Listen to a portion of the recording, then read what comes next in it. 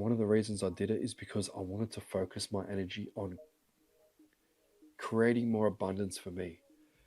I'm like, I could use that energy to go to court and fight and complain about it and be like, oh, I got ripped off, and that's just where the devil wants you to go. The devil's like, here you go, come here, come here, come and complain, come and complain. I want to have you sitting there feeling like you in this beautiful life with air and oxygen and food and internet and water and friends and family and love and phone connection and job opportunities and business opportunities and holiday opportunities and cars and houses and jewelry and clothes and money. Food. Don't even get me started on how many food options you have.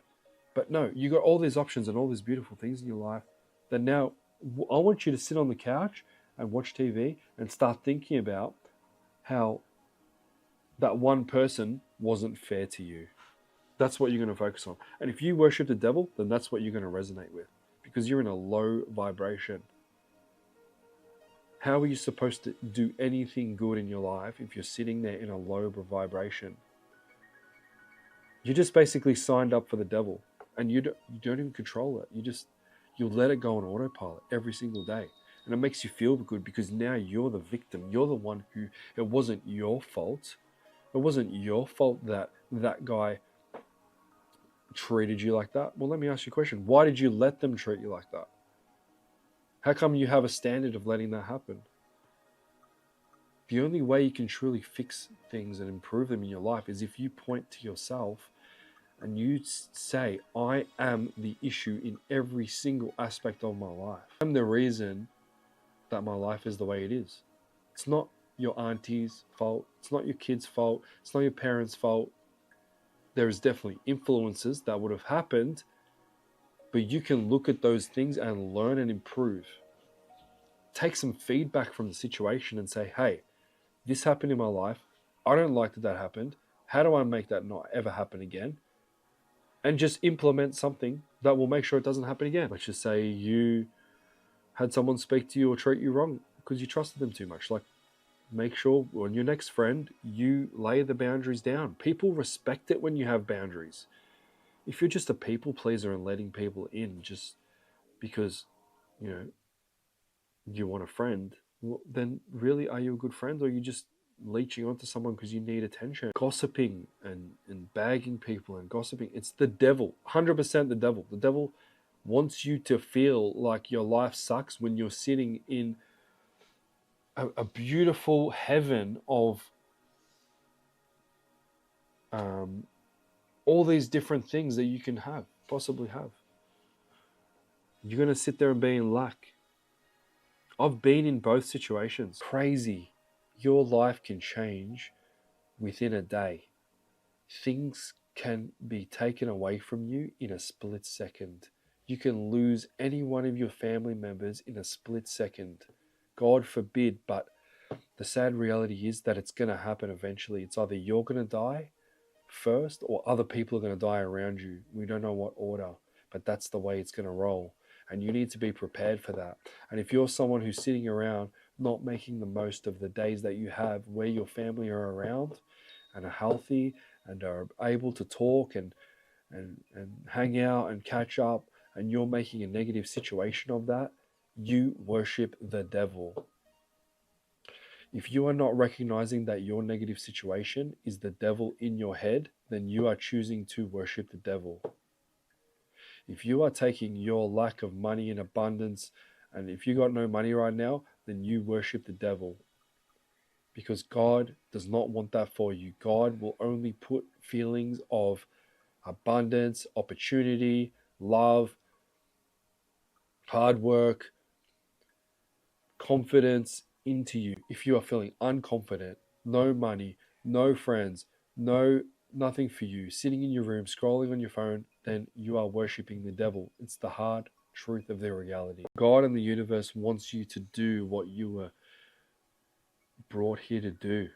That passion, that interest that you had when you were a teenager, that got dulled down by the common group think of scarcity and you're not enough and it's hard to make money and it's hard to do anything.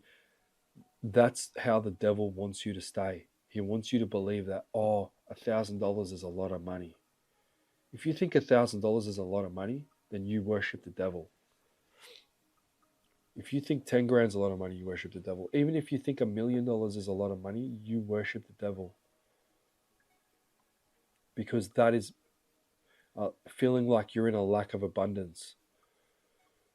Right, I can guarantee you right there today, you can go and do a deal somewhere, or there's something you could do today to make $1,000,000 very easily. Maybe you need to connect someone in a real estate deal.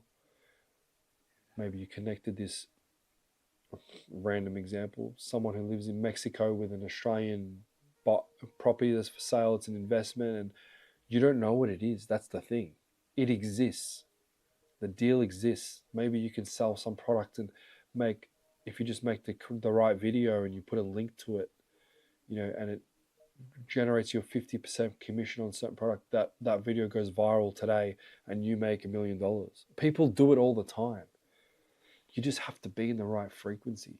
You have to, one, be able to see the opportunity. If you can't see it, then guess what? It's not even going to enter your world. And I'm not sitting here thinking like I'm a loser, although I'm thinking, no, it's time for me to now implement ideas to help other people, because money and making more money is literally just helping other people solve problems and get to a certain emotion. And God gave you skills. God gave you attributes and passions and ideas that you once had before that you stopped following because now you watch the football and you watch other people live their dream, that you stop living your dream.